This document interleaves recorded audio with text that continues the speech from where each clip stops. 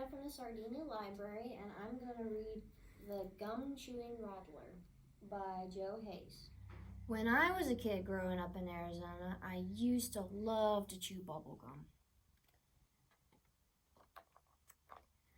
I always had a big, juicy wad of bubble gum in my mouth. I'm not talking about one piece of bubble gum. I would put 2 or 3 pieces of gum in my mouth at once.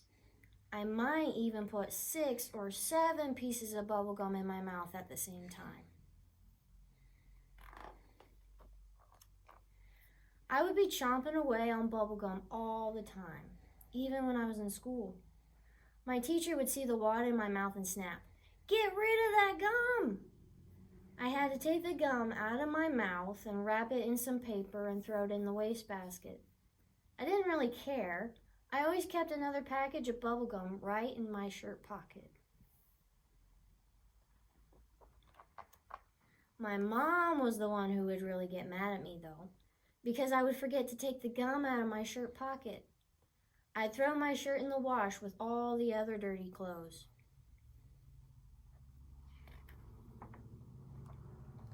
Now, I grew up a very long time ago, and my mom had one of those old-fashioned wringer washing machines.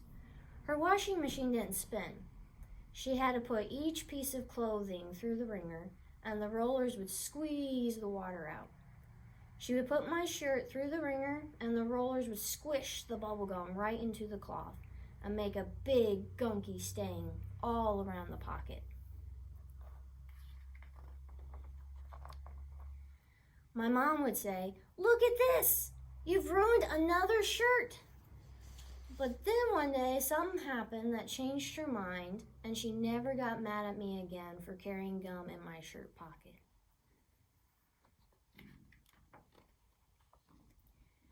That day, I was walking around out in the desert, kind of daydreaming, chomping on my bubble gum, and not paying attention to where I was going. And I stepped right on a rattlesnake's tail.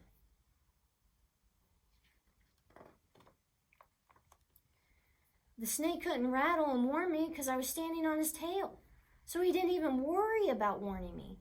He just came striking up through the air, aiming his fangs right at my heart. That rattlesnake hit me, bam, right on my shirt pocket. That's where I was carrying my spare bubble gum, and the rattlesnake's fangs stuck in the bubble gum.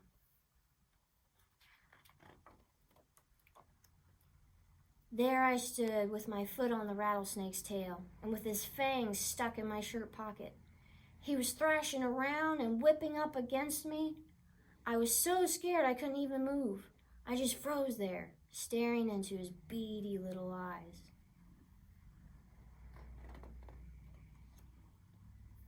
Those eyes were just looking hate back at me. The snake started working his jaws all around, trying to get his fangs out of the gum so that he could back at me and really bite me good.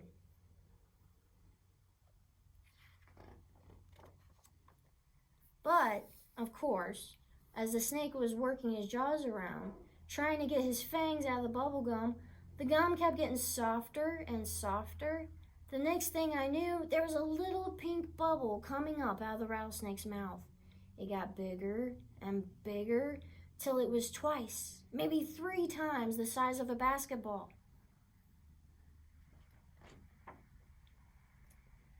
I got up all my courage.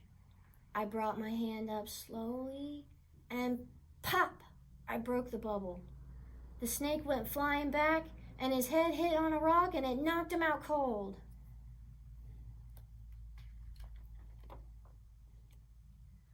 But that did take all my courage.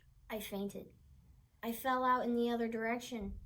I didn't come home for lunch, and my mom came looking for me.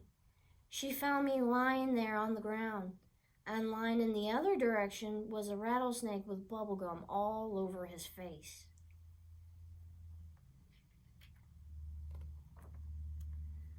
My mom asked me what had happened, and I told her the same story I just told you. You know what? She didn't believe me.